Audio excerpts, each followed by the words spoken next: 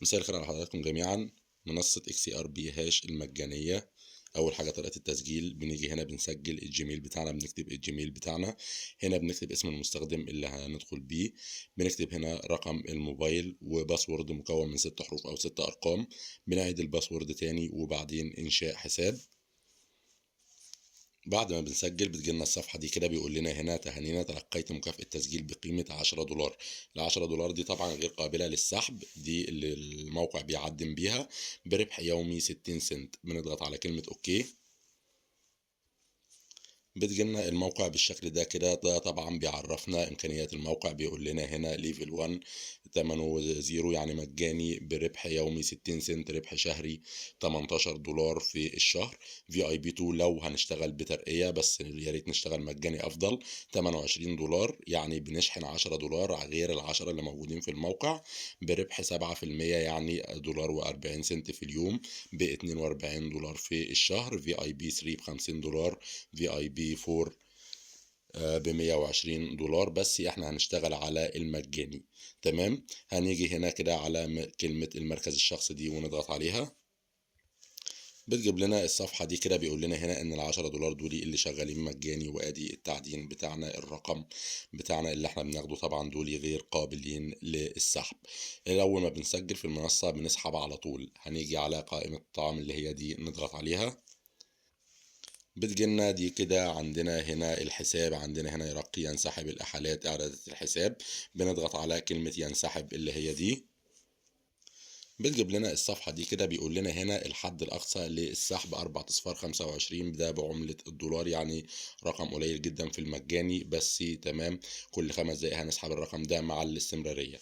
هنضغط على كلمة أقصى دي عشان يكتب لنا الرقم بتاعنا. هنيجي هنا نحط عنوان اكس ار بي من محفظة بنانس، وهنا الرقم بتاع عنوان المحفظة. هنفتح دلوقتي بنانس عشان نجيب العنوان.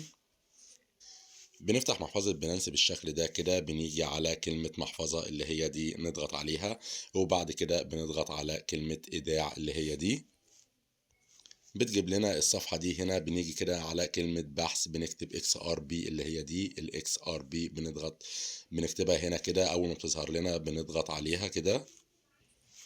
بيجي لنا بعد كده بيقول لنا اختار عنوان الشبكة، بنضغط على كلمة ريبل اللي هي دي، ده عنوان الشبكة اللي هنختاره.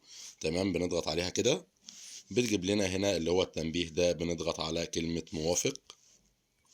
بيجيب لي هنا عنوان الريبل اهوت، اللي هو العنوان ده. بناخد العنوان ده كوبي، والرقم ده بناخده كوبي هو كمان، يعني بناخد ده كوبي الاول نحطه في الخانة الاولانية، وبناخد ده كوبي نحطه في الخانة التانية.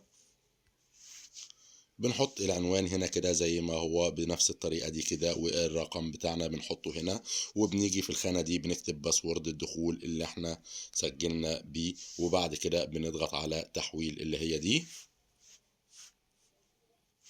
بيقول لنا هنا كده تم الإرسال بنجاح وسنقوم بالدفع في غضون 3 دقايق. تمام. والسحب بيوصل على طول. بيقول لي لك سحبة واحدة كل 5 دقايق، يعني كل 5 دقايق هندخل نعمل سحبة. بنقوم ضاغطين على الاستمرار على السحب اللي هي دي كده. بننزل تحت، بيقول لي هنا كده ادي الانسحاب اللي انا سحبته اهوت، ادي السحب بتاعي. بيقول لي كده اجتاز وبيوصل للمحفظة على طول كده. ادي السحب بتاعي وصل اهو. بيوصل طبعا من دقيقة ل3 دقايق كده. خلاص عرفنا كل حاجة في المنصة. لينك التسجيل هنلاقيه في أول تعليق، لينك جروب التليجرام في تاني تعليق. لو في أي سؤال سيبولنا في التعليقات، هنرد عليكم على طول بإذن الله. وأشوفكم على خير في فيديو جديد ومنصة جديدة إن شاء الله.